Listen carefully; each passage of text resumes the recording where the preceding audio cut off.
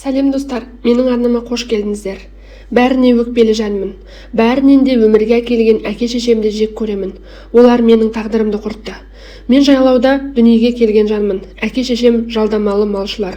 Қанша жыл мал бақса да байымаған мүсәпір жандар. Әлі күнге дейін малдың басында сасып, ауыздарында бір тісі жоқ, үстінде әлі күнге дейін түсі кеткен әркімнен қалған киімдер. Сол үшін жыным келеді, жек көремін. Біздерді не үшін туып өсіргенін түсінбеймін. Әкемнің аузы ішімдіктен құрғамайтын. Қазір шығар қартайып әр жері бір ауырып қойып жүрген. Алдымдағы екі ағам әкемнің ізбасары, ішкені қуарақ десе де, олар ата-бабасына мәңгі мал бағып өтетін жалшы боламыз деп ант бергендей, әркімнің арзанға ішімдік үшін малын бағып жүрген бейбақтар. Не үйленбеді, не жиған дүниелері жоқ. Әйтпесе тепсе темір үзетін жігіттер ғой. Мен үйдің үшіншісі, әрі жалғыз қызбын. Одан кейін майда шүйде інілерім бар. Бала кезден малдан басқа түк көрмедік. Мектепке баратында туыстарымыздың үйіне шұбырып тұратынбыз. Қаңғаған күшіктер секілді.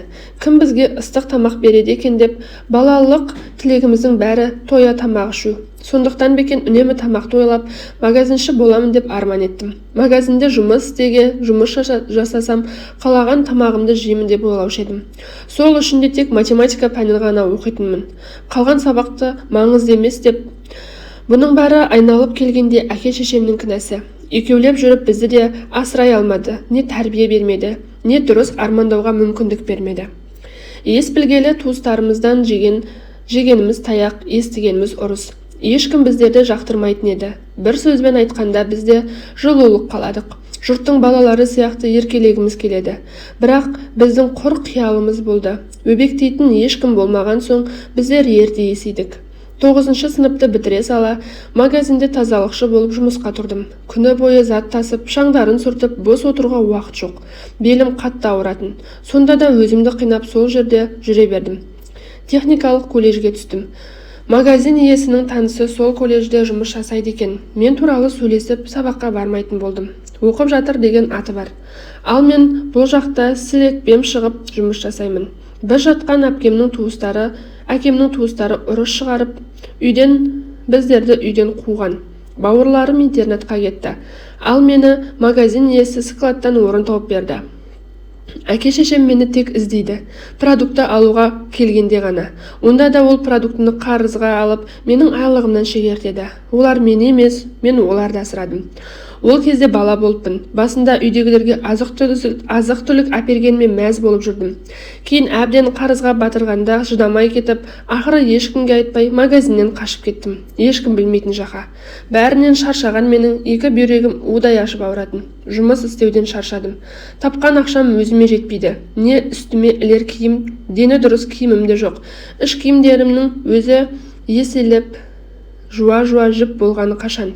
Кейде не үшін өмір сүріп жүргенмін деп жылап аламын. Қашып кеткен мені ешкім іздемегені жаныма батты. Саны бар, сапасы жоқ біреу болдым.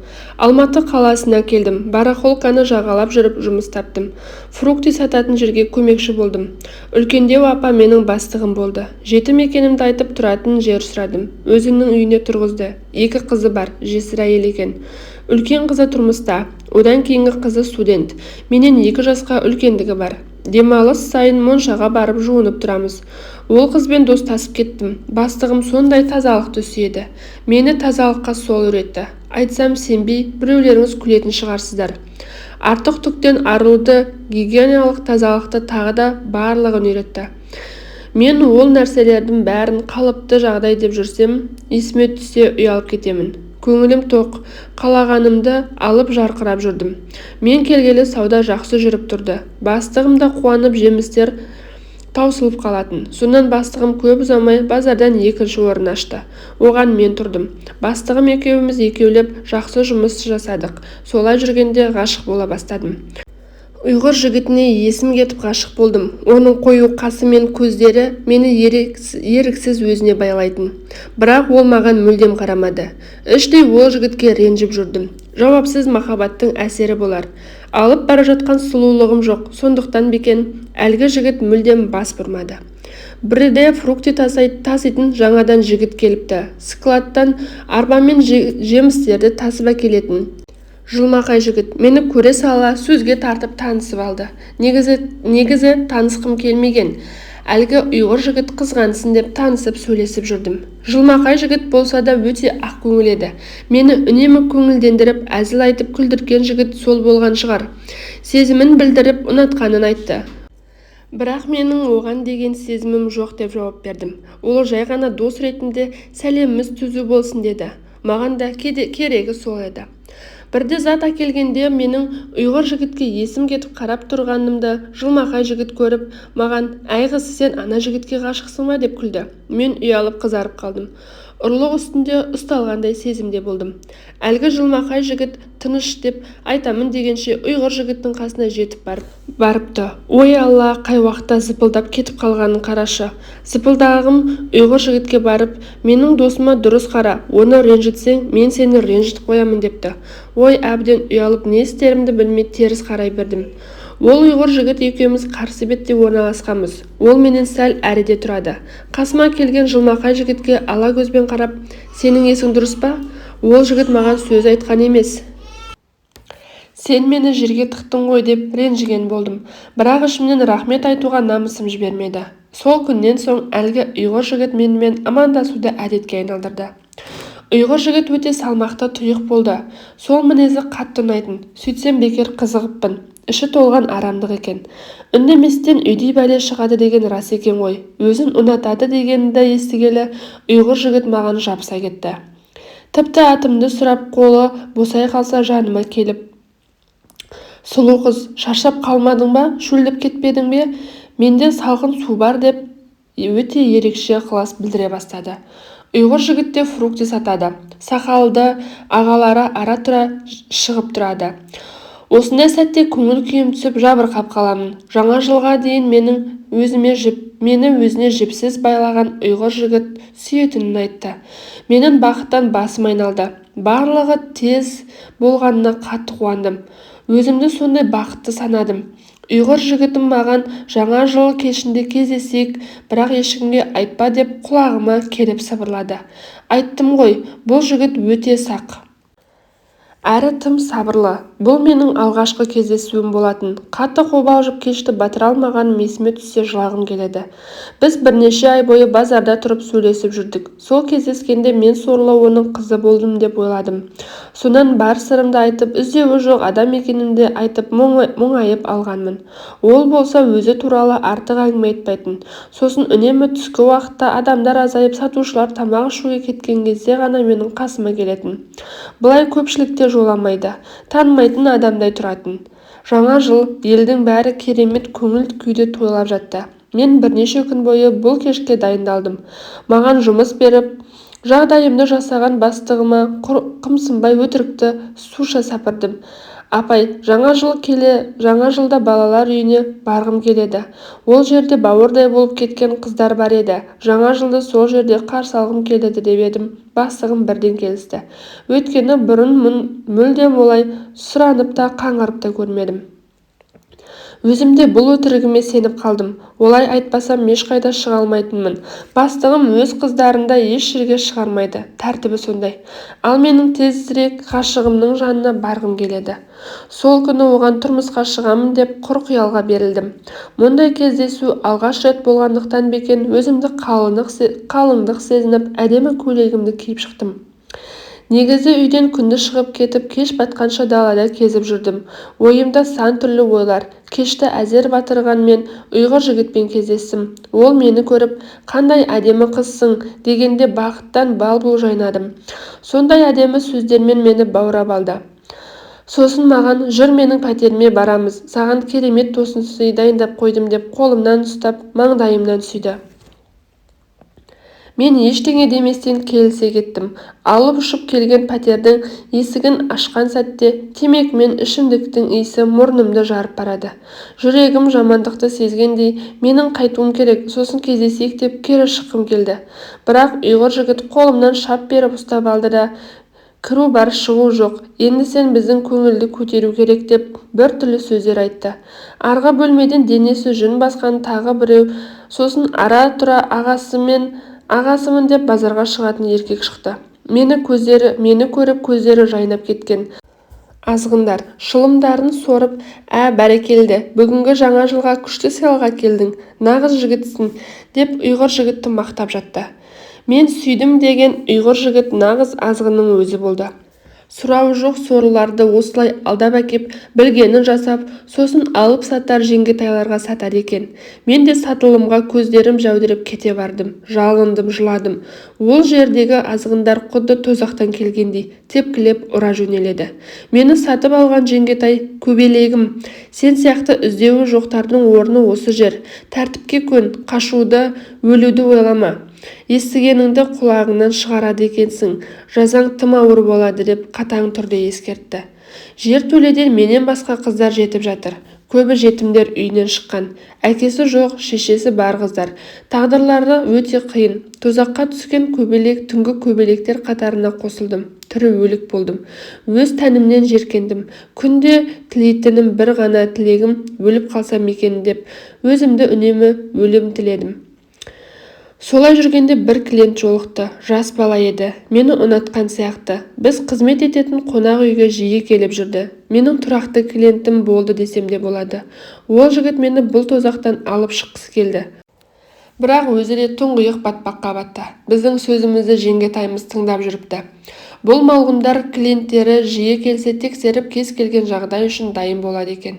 Әлгі жігіт екеумізді жертөлеге апарып әбден ұрып соққаны есімде. Әлгі жігітке сен қора болдың, қора. Бұл қыздың қай жеріне қызығып жүрсің? Күнде келіп кетіп тыныш қана тірлігіңді бітіріп жүре бермедің бе? Не енді мынауың қораға кірдің деп айтқаны ғана есімде қалды. Қанша күн бойы нәр татпай жертөледе жатқаным есімде жоқ. Әйтеуір көзімді ашқанда мына сорлының дәм тұзы бар екен. Девочки, сен қадағала деп жеңгетайға жақын Айка деп атайтын қызға мені тапсырды. Ол менің жағдайымды жасағандай болды. Беретіндері су мен бұламық бірдеңе. Түнгі көбелектер көбіне барған жерінде ғана тамақ ішпесе, бұлай арнайы тамақ ішу деген жоқ. Қара су мен бұламық ішсем де жағдайым түзеліп келеді. Мені сүйрелеп жұмысқа шығарды. Сол күні Құдай қарасы ма, қонақ үйде аяқ астынан амондар басып кіріп, жезөкшелер тәркеліп алып кетті. Қуанғаннан жылай беріппін. Бөлімшеге келгенде ғана менің іздеуде жүрген адам екенімді білдім. Ол кезде әлі 18 жасқа толмаған едім. Дереу әке-шешемді бастығыма хабар беріп, табылғанымды жариялады. Әке-шешем іздеуге берген екен. Бірақ ешқандай іздеу шарасы болмаған. Бастығымда іздеуге берген. Арыз ешқандай қаралмаған. Әке-шешемнің түрінен ақ біліп, осыларды қойшы, беретін сүйіншісі жоқ деп мені іздемеген болу керек. Әйтпесе Алматының барахолкасында жүрдім ғой. Бастығым да бөлімшеге күнде келіп жүрген екен. Мені көріп қуанып құшақтады да ренжігенін айтты.